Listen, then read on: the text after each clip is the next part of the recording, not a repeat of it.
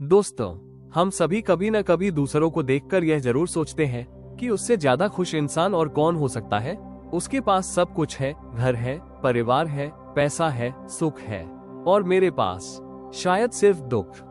लेकिन क्या असली जिंदगी में सच में कोई सुखी है?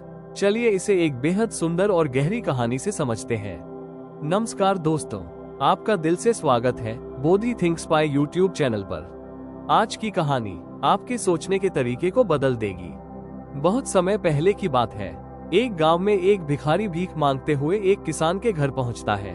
दरवाजा खुला था, लेकिन कोई जवाब नहीं आया। भिखारी ने अंदर झांका। वो देखता है किसान अपने पूरे परिवार के साथ बैठा है। बच्चे पिता की गोद में खेल रहे हैं, हंसी ठिठोली हो रही है।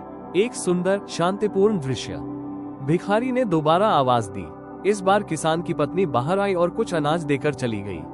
भिखारी रास्ते में सोचता है, क्या खुशनसीब लोग हैं, एक खुशहाल परिवार, कितना सुखी जीवन, काश मेरा भी ऐसा परिवार होता। लेकिन कहानी यहीं खत्म नहीं होती। किसान ने जैसे ही खाना खाया, पत्नी से कहा, घर खर्च के लिए पैसे नहीं है, साहूकार से उधार लेना पड़ेगा। किसान साहूकार के पास जाता है। साहूकार कपड़े की दुकान चलाता है और ब्याज पर पैसे देता है। जब किसान पैसे ले रहा होता है तो सोचता है, वाह, ये सेठ कितना सुखी है। हम 1000 के लिए तरसते हैं और इसके पास हजारों का हिसाब। लेकिन गांव का ये सेठ जब शहर के बड़े सेठ से मिलने जाता है तो देखता है कोलकाता से माल आ गया है, मुंबई से फायदे की खबरें आ रही है, बड़े सेठ के पास करोड़ों की बात हो रही है। अब गांव का सेठ सोचता है, मैं खुद को सेठ समझता था, असल सुख तो इनके पास है। पर क्या वाकई? बड़े सेठ को अगले ही पल खबर मिलती है, 7 लाख का घाटा हो गया है। सर में दर्द होने लगता है। फिर उसे दावत में जाना पड़ता है, जहां बड़े बड़े अफसर आते हैं, कमिश्नर, कलेक्टर। बड़ा सेठ सोचता है, सच में असली सुख तो इनके पास है, ये अधिकारी, ये मान सम्मान। लेकिन उस दावत के बाद राय बहादुर साहब जब थककर लेटते हैं तो उन्हें सिर में तेज दर्द होता है। एक और बुरी खबर आती है, घाटा हो गया है। वो दर्द से कराह उठते हैं। तभी खिड़की से एक भिखारी गुजरता है जो गुनगुनाते हुए जा रहा है, बिल्कुल निश्चिंत, बिना किसी चिंता के। राय बहादुर साहब कहते हैं, सच में अगर कोई सुखी है तो ये भिखारी है। वही भिखारी जो किसान को सुखी समझता था, वही किसान जो सेठ को सुखी मानता था, वही सेठ जो बड़े सेठ से प्रभावित था, और वही बड़ा सेठ जो राय बहादुर की दुनिया को देखता था। और राय बहादुर जो एक भिखारी को सबसे ज्यादा सुखी मानते हैं। दोस्तों, ये कहानी हमें एक गहरी सच्चाई सिखाती है। हर इंसान अपने से ऊपर वाले को देखकर दुखी होता है। उसे लगता है कि वो ज्यादा सुखी है, मैं नहीं। लेकिन ये भ्रम है। सच ये है, हर किसी के जीवन में कोई न कोई संघर्ष है। अगर आप चाहते हैं कि आप भी सुखी रहें, तो दूसरों से तुलना करना बंद कीजिए।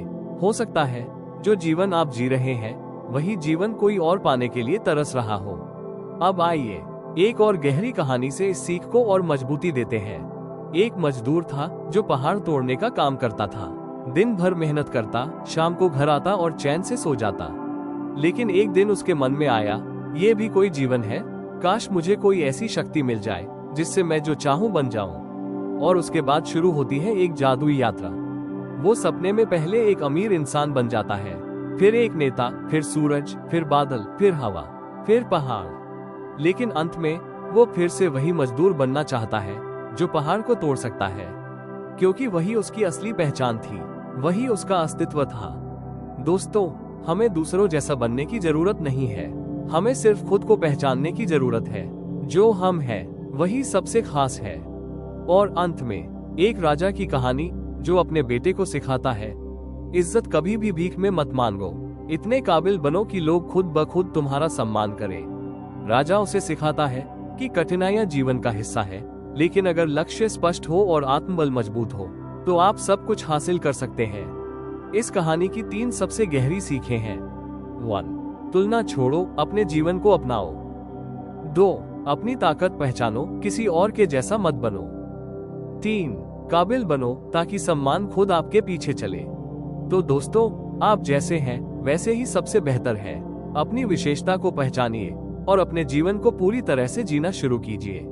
अगर यह कहानी आपको पसंद आई हो तो वीडियो को लाइक कीजिए, कमेंट में बताइए आपकी सबसे पसंदीदा सीख कौन सी थी, और चैनल को जरूर सब्सक्राइब कीजिए। मिलते हैं अगली प्रेरणादायक कहानी में। तब तक के लिए ध्यान रखिए, मुस्कुराते रहिए और नमो बुद्धाय।